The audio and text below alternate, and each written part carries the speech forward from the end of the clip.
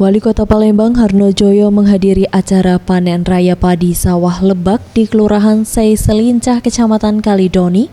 Sebanyak 4,7 ton gabah kering dapat dipanen setiap 6 bulan sekali di wilayah ini.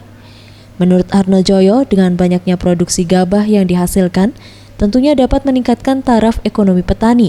Dan di tahun 2017, Pemkot Palembang akan berencana membangun irigasi sekitar padi sawah Lebak di Kalidoni, yang saat ini masih dalam pengajuan untuk anggaran.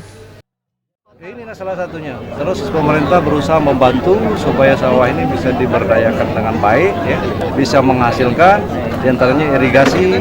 Kita akan membina, mungkin selain dari padi, nanti akan bisa ditanam cabai dengan subur, timun, dan lainnya. Sementara itu, Harley Hadi, Kepala Dinas Pertanian, Perikanan, dan Kehutanan Kota Palembang mengatakan, dari total sawah sebanyak 6.000 hektar di Kota Palembang, sebanyak 600 hektar merupakan sawah yang dapat dipanen 2 kali dalam setahun. Namun tidak semua lahan di Kota Palembang dapat ditanam 2 kali dalam setahun. Hal ini dikarenakan karakteristik tanah di Palembang merupakan lebak. Secara keseluruhan, Kota Palembang ini kan ada sawah 6.000 hektar. Dari 6.000 hektar itu, 600 hektarnya adalah 2 kali tanam.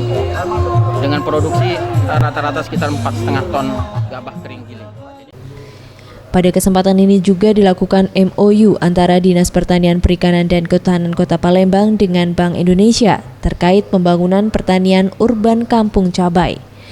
Menurut Hamid Ponco Wibowo, Kepala Perwakilan Bank Indonesia Provinsi Sumsel, dalam program ini ada 2 daerah, Kalidoni dan Kertapati, dengan bantuan sebanyak 5.000 bibit cabai dalam bentuk polybag yang nantinya akan ditanam di pekarangan petani.